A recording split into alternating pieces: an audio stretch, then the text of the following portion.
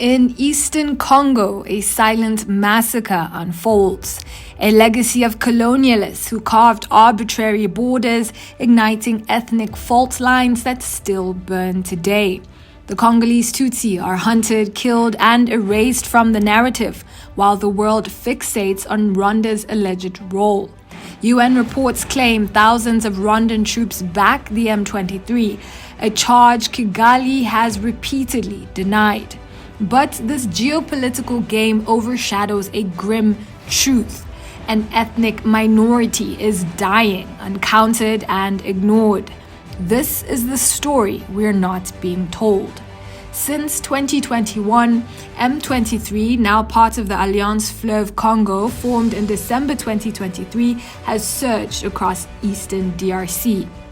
After repelling a Congolese army coalition, FDLR Hutu militias tied to the 1994 Rwandan genocide, 10,000 Burundian troops, 1,600 European mercenaries, and South Africa-led SADC forces. M23 seized Goma on January 27, 2025, and Bukavu on February 15th. The UN and the West allege Rwanda supplies troops, equipment, and 120 tons of smuggled coltan monthly. Rwanda refutes this. The UN has been there now for about 24 years, has been in Congo. They have had about 17 to 18,000 peacekeepers, so-called, in that place from different countries. If you calculate the amount of money spent over that period of 24 years, it's close to 40 billion. Now, the question number one is, what did they actually come to do? To keep peace? Which peace is there?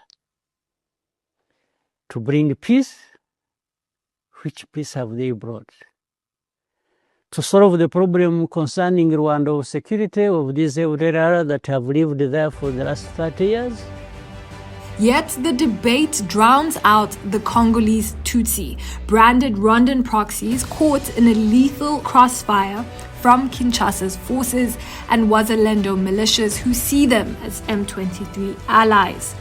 On March 4, 2025, AFC M23's Bertrand Bisimwa reported Banyamulenge villages, Magaja, Bivumu, Bikirikiri, Kabara, Hanzi, obliterated by Congolese drones, Sukhoi jets, and mortars.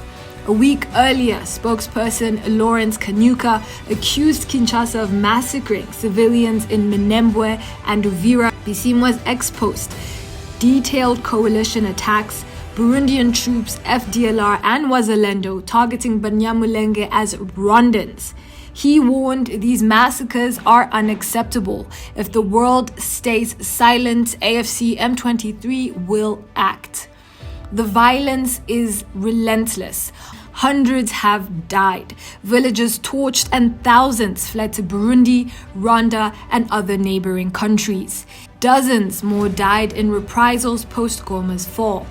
The UN's Volker Turk reports 3,000 killed and 2,880 injured since January 26. UNHCR notes 400,000 displaced, Tutsi hardest hit, camps bombed, women assaulted, some even burned alive. This echoes history. In 1996, Hutu militias killed 6,800 to 8,000 Tutsi in camps. In 2008, Kiwanja saw over 150 die. Today, Minembwe and the Haut Plateau remain killing fields. Kinshasa blames Rwanda, dodging its own failures and its coalition's ethnic hatred. Why does Rwanda dominate this narrative while the Tutsi death toll mounts unnoticed? Geopolitics offers an answer. The story of regional power struggles and mineral wealth, coltan fueling our devices, captivates policymakers and headlines alike. Congo's government amplifies this, framing M23 as a foreign tool to mask domestic chaos.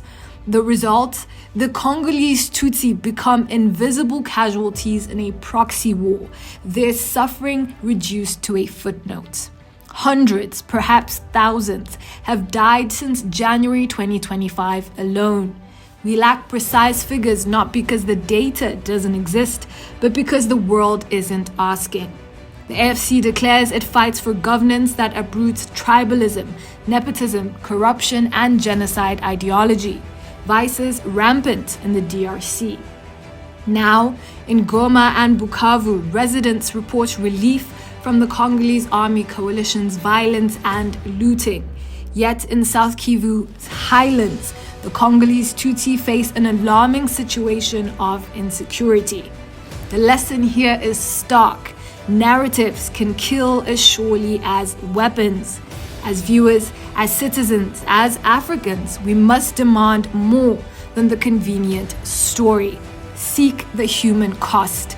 The names of the villagers raised, the cries of the displaced, the silence of the uncounted dead. Because without that scrutiny, the silence will bury them. This is not the end of the story, but a call to uncover it.